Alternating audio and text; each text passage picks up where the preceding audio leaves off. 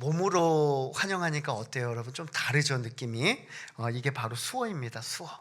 수어 중에 몇 가지를 배워갖고 왔어요. 지난 주일에 우리가 예수의 사람이라는 주제로 함께 말씀을 나누었습니다. 지난주 말씀의 핵심은 두려워하지 말라였습니다. 그리고 오늘은 그 예수의 사람 두 번째 이야기입니다. 예수의 사람이라면 어떻게 살아가야 하는가? 두 번째는 바로 염려하지 말라입니다. 염려하지 말라. 우리 세상 가운데 염려할 것들이 참 많이 있죠. 아마 염려라는 단어만 듣고도 지금 내 마음 가운데 있는 여러 가지 염려거리가 여러분들 가운데 가득할 거예요. 어떤 분들은 물질의 문제, 어떤 분은 건강의 문제, 어떤 분은 관계의 문제, 미래의 문제, 또한 신앙의 문제, 여러 가지 문제들, 그러한 염려들을 안고 살아갑니다. 그러면 여러분은 그 염려 가운데서 어떤 것이 가장 큰 염려로 다가오십니까? 아마 대체적으로는요, 사람들은 물질의 문제, 물질의 염려를 가장 크게 생각하는 것 같습니다. 우리는 부유함을 원합니다. 재산이나 더 많은 소유를 갖고 살아가기를 원합니다. 근데 성경은요, 우리에게 부유함이 아니라 부요함이 필요하다라고 말씀을 합니다. 부요함.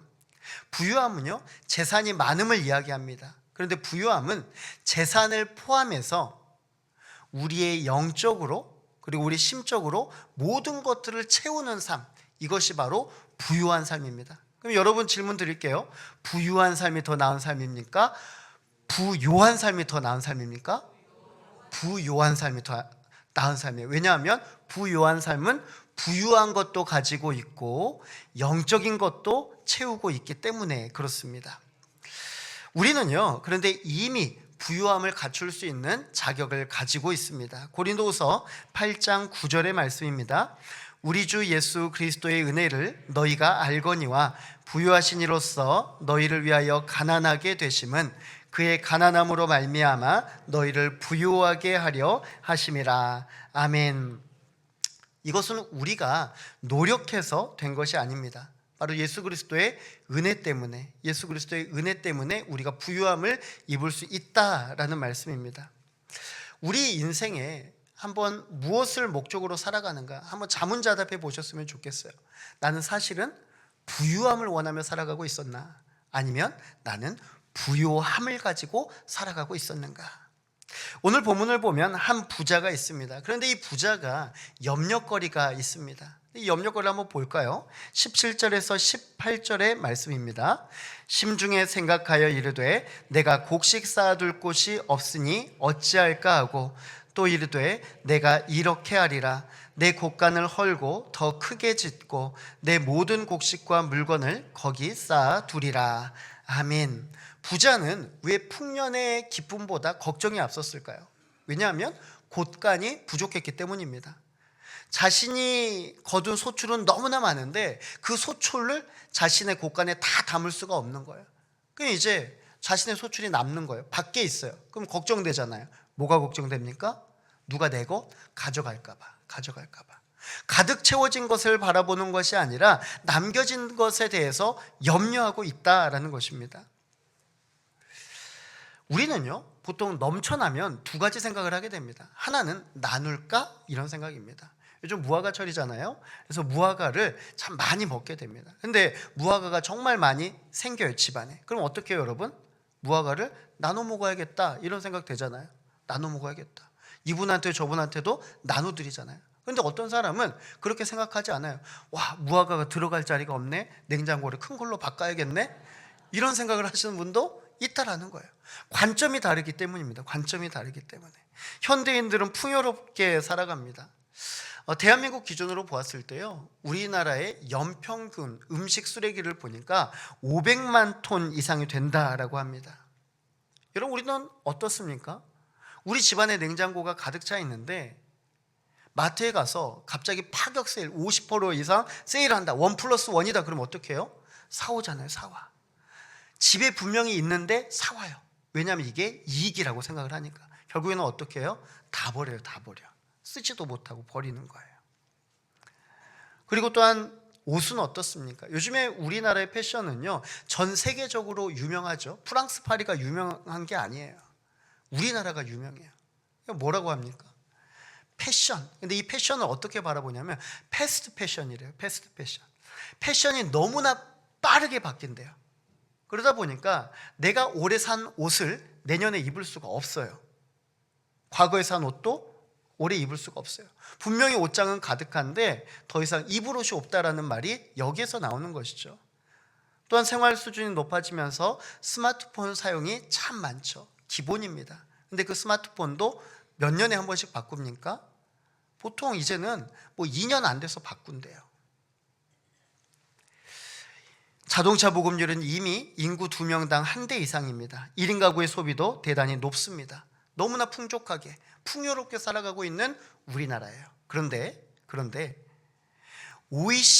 OECD에서 자살률 1위가 바로 우리나라 국민들이라는 것입니다. 이해가 되십니까, 여러분? 다른 이들과 끊임없이 비교하면서 걱정, 근심, 염려 가운데 살아가고 있는 것이 바로 오늘의 우리다라는 말씀입니다. 오늘 본문을 보면요, 부자는 풍요로운 사람입니다. 그런데 염려해요. 무엇 때문에요?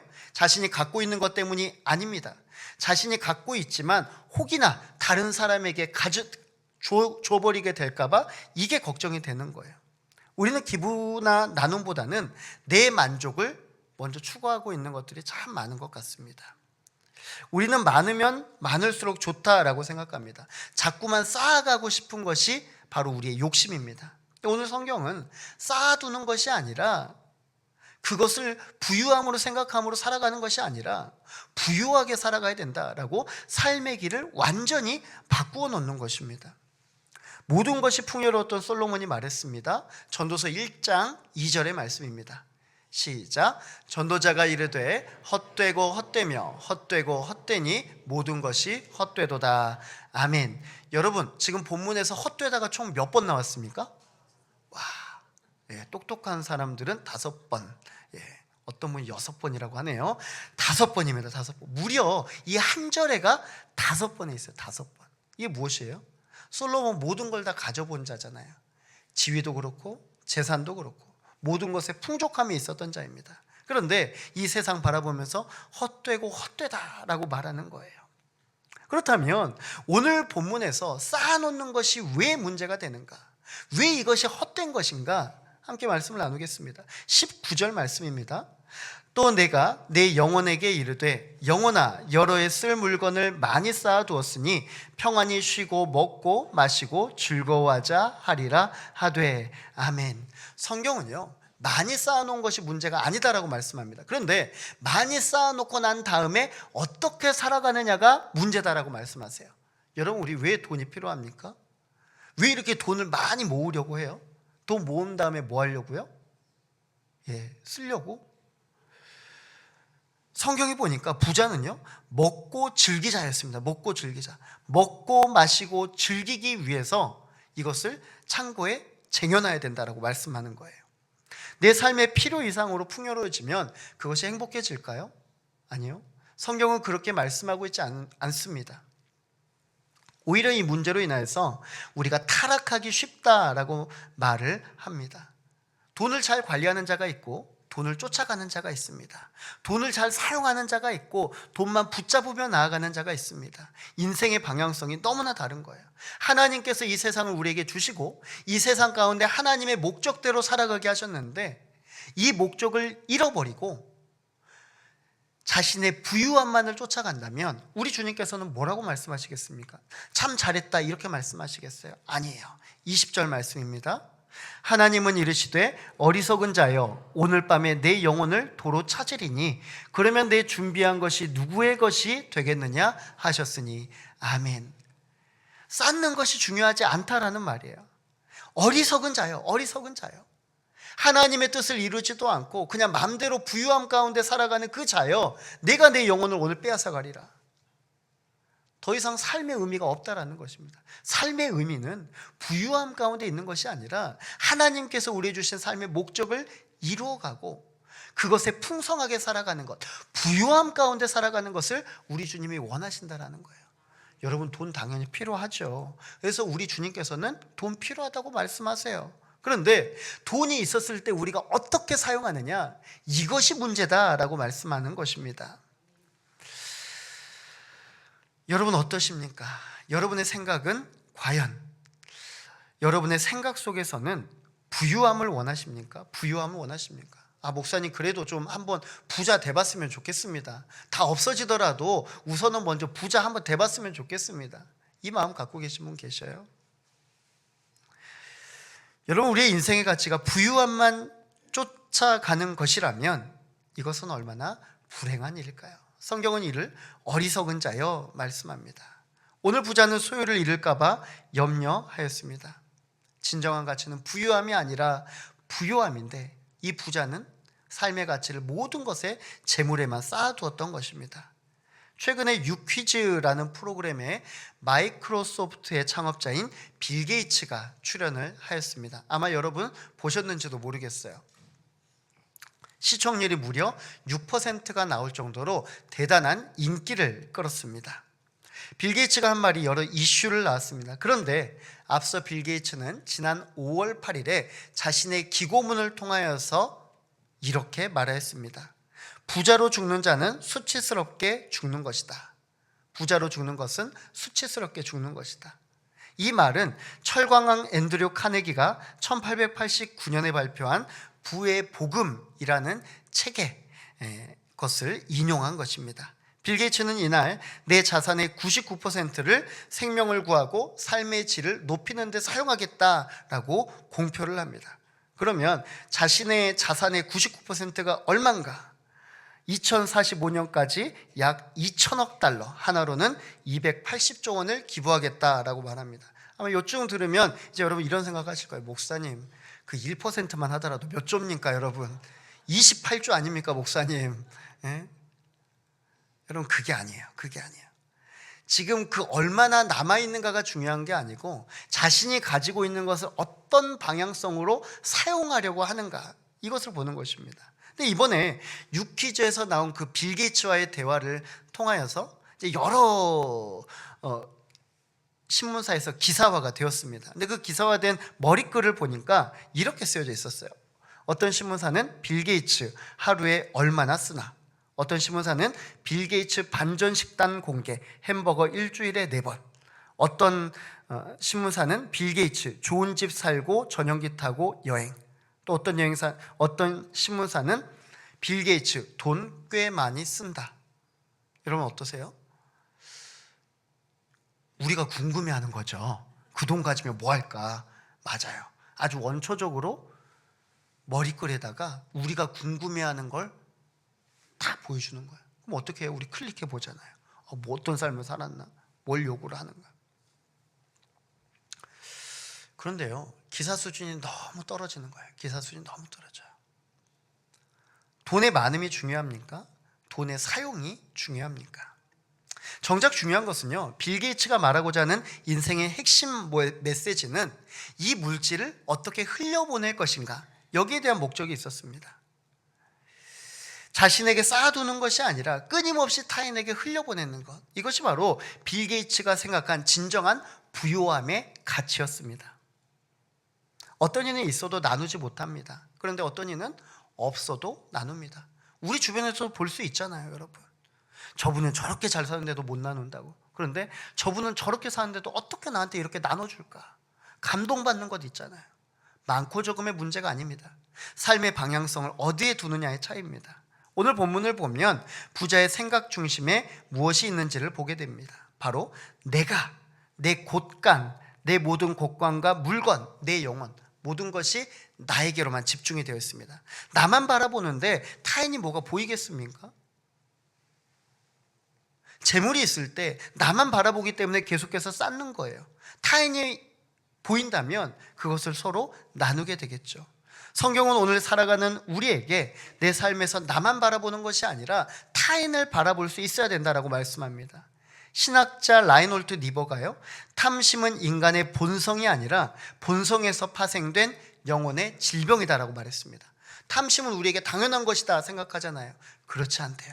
탐심은요, 내 마음이 오염된 것이래요. 오염된 것, 영혼의 질병이라는 것입니다.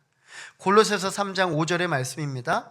그러므로 땅에 있는 지체를 죽이라. 곧 음란과 부정과 사욕과 악한 정욕과 탐심이니 탐심은 우상 숭배니라.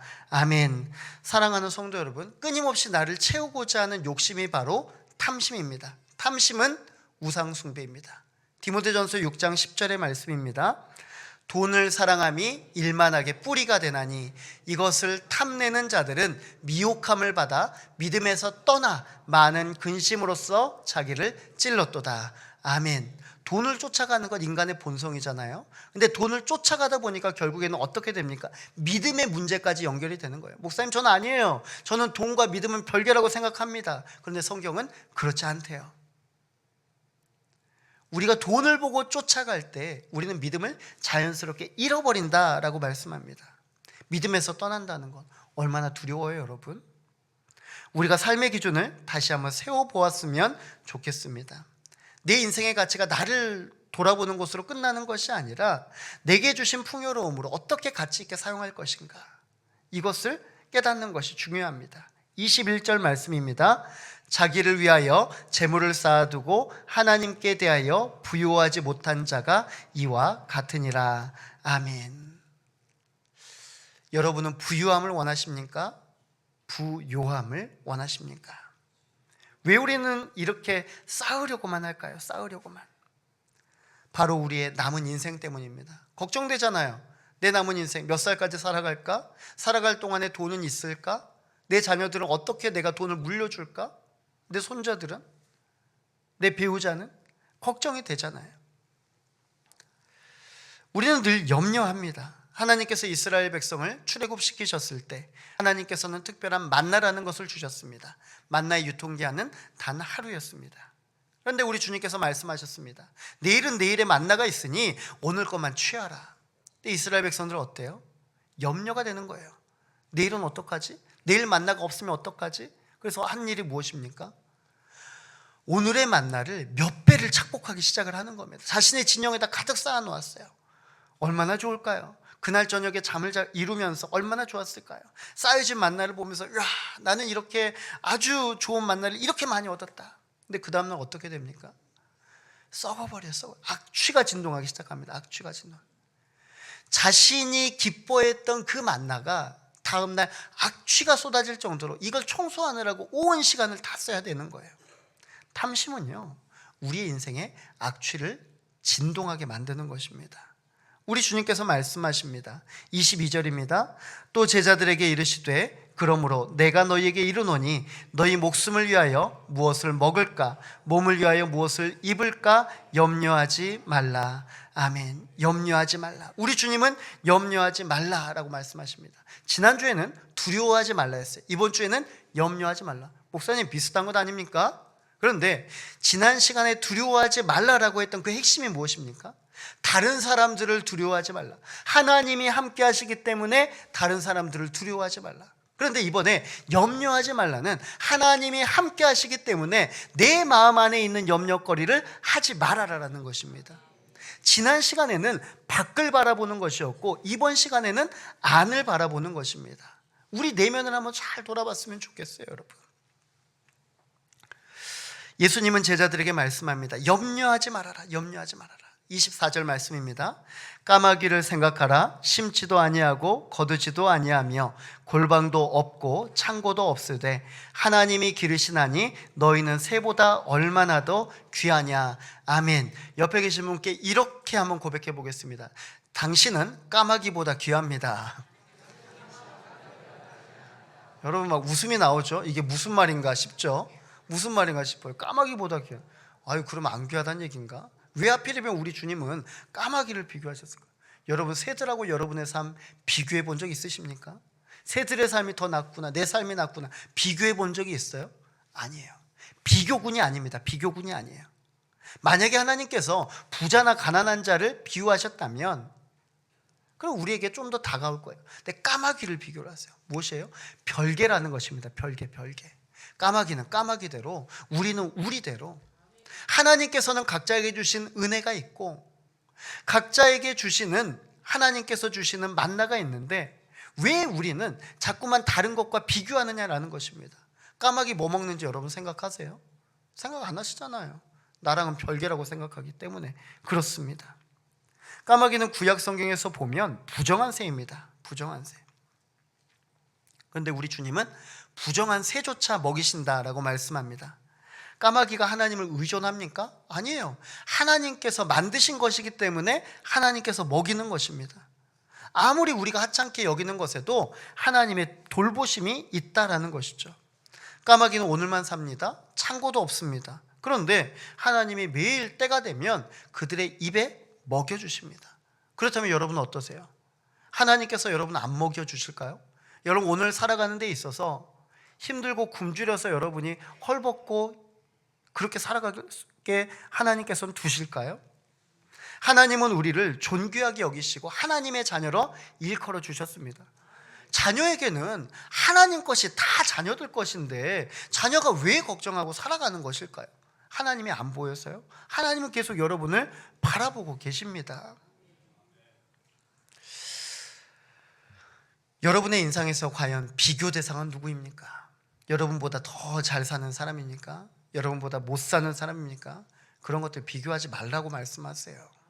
하나님은요, 다른 거 비교하지 말라. 여러분 우리 복음성가 중에 괴로울 때 주님의 얼굴 바라보라 찬양 있잖아요. 괴로울 때 주님의 얼굴 보라, 평화의 주님 바라보아라. 세상에 시달린 친구들아 위로의 주님 바라보아라. 눈을 들어 주를 보라. 내 모든 염려 주께 맡겨라. 슬플 때 주님의 얼굴 보라. 사랑의 주님 안식 주리라. 여러분 세상에 염려거리가 다 있는데 우리 주님께서 뭐라고 하시냐면 주님을 바라보래요. 주님을. 다른 것 바라보는 것이 아니라 지금도 여전히 내 삶 가운데서 살아서 역사하시는 그 주님만 바라보래요. 왜 우리는 이 염려거리를 가지고 염려를 어떻게 해결할까 고민하고 걱정하느냐라는 것입니다. 고민하고 걱정할 시간에 사랑하는 성도 여러분, 우리 살아서 역사하시는 주님 바라보시기를 축원합니다. 계속되는 메시지, 주를 바라보라. 비교하는 삶 아닙니다. 주님을 바라보는 삶입니다. 주님을 바라보는 삶이 바로 부요한 삶인 줄로 믿습니다. 우리 가정을 돌보시는 분 누구십니까? 하나님이십니다. 내가 몸담는 직장을 돌보시는 분 하나님이십니다. 우리나라 돌보시는 분 하나님이십니다. 이 하나님이 우리와 함께 하시니 어떤 염려 걱정거리가 나를 애워싸겠습니까? 오늘 성경은 왜 우리가 염려하지 말아야 하는지를 말씀합니다. 제가 짧게 요약해서 말씀드리겠습니다. 첫 번째입니다. 함께 읽어보겠습니다. 내가 염려한다고 해서 인생을 바꿀 수 없기 때문입니다. 아멘. 25절 말씀입니다. 또 너희 중에 누가 염려함으로 그 길을 한 자라도 더할 수 있느냐. 아멘. 염려는요 상황을 바꿀 수가 없습니다. 모든 것이 그대로입니다. 오히려 나에게 있는 힘마저 빼앗아 갑니다. 염려는 근심만 시키지 궁극적으로 해결시켜 주지가 않습니다. 26절입니다. 그런즉 가장 작은 일도 하지 못하면서 어찌 다른 일들을 염려하느냐. 여러분 이게 중요합니다. 가장 작은 일도 하지 못하는 것이 바로 우리입니다. 우리는 고개 꼿꼿이 세우고 다니잖아요. 내가 이 정도 업적을 이뤘다라고 생각하며 다니잖아요. 근데 우리 주님이 보셨을 때는 아무것도 하지 못하는 자들, 아무것도 하지 못하는 자, 다 하나님께서 해주시는데 왜 나는 그렇게 떳떳합니까? 오늘 우리 주님께서 말씀하세요. 그냥 약한 대로 살아라. 강한 내가 함께하기 때문에 그냥 약한 대로 살아라. 인정하며 살아라 라는 것입니다. 우리의 약함과요 하나님의 강함은 진정한 조합입니다. 진정한 조합. 우리 주님께서 그때 일하시는 줄로 믿습니다. 두 번째입니다. 함께 읽겠습니다. 염려한다는 것은 하나님을 믿지 못하는 것이기 때문입니다. 우리가 왜 염려합니까? 믿지 못해서요. 28절입니다. 오늘 있다가 내일 아궁이에 던져지는 들풀도 하나님이 이렇게 입히시거든 하물며 너희일까 보냐. 믿음이 작은 자들아. 믿음이 작은 자들아. 염려는 하나님을 우리 수준으로 끌어내리는 것입니다. 끌어내리는 것. 염려는 하나님을 우리 수준으로 끌어내리는 것이에요. 그런데 믿음은요 우리가 하나님의 손을 붙잡고 점프하는 것입니다. 점프하는 것. 여러분 염려하시겠습니까? 믿음 가지시겠습니까? 믿음 가져야죠. 믿음 가져야죠. 옆에 계신 분께 이렇게 고백하겠습니다. 믿음 가집시다. 믿음 가집시다. 비교가 안 되는 겁니다. 우리는 때로 하나님을 참 시시한 존재로 여깁니다. 하나님께서 하실 일을 잘 믿지를 못합니다. 그래서 염려를 하게 되는 거예요. 인간에서 관점에서 보면 염려할 수밖에 없습니다. 하지만 하나님의 관점에서 보면 그 어떤 것도 염려할 것이 없다 하는 것이죠. 우리가 예수의 사람으로 살아간다는 것, 이것은 바로 염려하지 않고 철저하게 하나님을 믿고 따르는 것입니다. 마지막 세 번째입니다. 함께 읽겠습니다. 하나님께서 결국 우리에게 주실 것이기 때문입니다. 아멘. 31절입니다. 다만 너희는 그의 나라를 구하라. 그리하면 이런 것들을 너희에게 더하시리라. 아멘. 여러분, 무엇을 구하라고 합니까? 그의 나라를 구하라. 근데 그 다음에 뭐라고 나와요? 그리하면 이런 것들을 주인공이 아니에요. 인생의 주인공이 이게 아니에요. 이런 것들도 줄게. 이런 거 부유함도 줄게. 그런데 인생의 가치를 뭐라고 두라고 하세요? 하나님의 나라로 두라고 말씀하시는 것입니다. 하나님은 우리의 염려 다 가져가시기를 원하십니다. 그리고 그 염려 가운데 하나님께서 다 채워주시기를 원하십니다. 오늘 우리에게 필요한 것은요, 다른 건 아닙니다. 하나님 앞에 물질의 부요함 대신에 하나님의 나라를 구하시는 그런 성도님들 되시기를 바랍니다. 다만 너희는 그의 나라를 구하라. 우리가 간절히 하나님 앞에 구해야 되는 것, 하나님 나라다 말씀하십니다. 모든 것이 완벽한 하나님의 나라, 우리의 삶을 부유하게 해줄 그 하나님의 나라가 우리에게 있다라는 말씀입니다. 나태주 시인의 사는 일이라는 시입니다. 제가 읽어드리겠습니다. 오늘 하루도 잘 살았다. 굽은 길은 굽게 가고 곧은 길은 곧게 가고 막판에는 나를 싣고 가기로 되어 있는 차가 제 시간보다 일찍 떠나는 바람에 걷지 않아도 좋은 길을 두어 시간 땀 흘리며 걷기도 했다. 그러나 그것도 나쁘지 아니했다. 걷지 않아도 좋은 길을 걸었으므로 만나지 못했을 뻔했던 싱그러운 바람도 만나고 숲을 사이 빨갛게 익은 멍석딸기도 만나고 해 저문 개울가 고기 비늘 찌그러 온 물총새 쪽핀 나랫짓도 보았으므로 이제 날 저물려 한다. 길바닥을 떠돌던 바람은 잠잠해지고 새들도 머리를 숲으로 돌렸다. 오늘 하루 나는 이렇게 잘 살았다. 때로 우리는요, 내가 원하는 인생의 길을 걸어가기도 합니다. 그럴 때 우리는 참 한탄하죠. 내가 왜 이렇게 살까? 그런데 오늘 나태주 시인의 삶을 보면요, 이러한 것도 하나님 안에서 은혜로 생각하는 것입니다. 우리는 두려워하고 염려합니다. 하지만 우리의 예상과 다른 삶은 하나님의 예상대로 되어가는 삶입니다. 내가 계획하지 않은 삶대로 이루어지는 것은 하나님의 계획대로 이루어지고 있는 삶입니다. 그렇기 때문에 오늘 여러분의 생각과 다른 삶이 있다면 그때 더욱 하나님을 붙잡으십시오. 하나님께서 여러분을 가장 선한 길로 인도하여 주실 줄로 믿습니다. 사랑하는 성도 여러분, 하나님께서 주실 완벽한 삶을 기대하시기를 바랍니다. 로마서 12장 2절 말씀입니다. 너희는 이 세대를 본받지 말고 오직 마음을 새롭게 함으로 변화를 받아 하나님의 선하시고 기뻐하시고 온전하신 뜻이 무엇인지 분별하도록 하라. 아멘. 오늘 우리 주님께서 말씀하시는 거 분별되어야 된다라는 겁니다. 기뻐하는 삶은 우리의 부유한 삶이 아니라 부유한 삶이다. 세상의 기준이 아닌 하나님의 기준으로 우리가 부유함을 쫓아가는 것이 아니라 부유함을 쫓아 나아가는 복된 성도님들 되시기 바랍니다. 예수의 사람은 세상 사람들이 바라보는 가치와 분명히 달라야 합니다. 놀라운 인생은요, 여러분, 한번 이거 따라해 보겠으면 좋겠습니다. 놀라운 인생은 믿음의 그릇의 크기에서 결정됩니다. 여러분, 놀라운 인생은요, 우리의 믿음의 크기에 따라 달라지는 거예요. 크기에 따라. 어떤 이는요, 믿음의 그릇을 키워가는 자들이 있어요. 그런데 어떤 이들은요, 염려의 그릇을 점점 키워가는 자들이 있습니다. 여러분, 염려의 그릇 채워가봤자 무엇 사용하시겠어요? 아무것도 얻지 못합니다. 내 마음 가운데 있는 염려의 그릇들이 있다면 다 버려버리시기를 바랍니다. 그리고 내 마음 가운데 믿음의 그릇으로 채우시기를 바랍니다. 믿음의 그릇으로. 성경은 말씀합니다. 34절에 너희 보물이 있는 곳에 너희 마음도 있느니라. 아멘. 사랑하는 성도 여러분, 우리가 갖고 있는 점점 커지는 믿음의 그릇 안에 우리 주님께서 예비하시고 준비하신 그 보화를 넣어주실 줄로 믿습니다. 염려하지 마시고 언제나 믿음 가운데 살아가시기를 주님의 이름으로 축원합니다.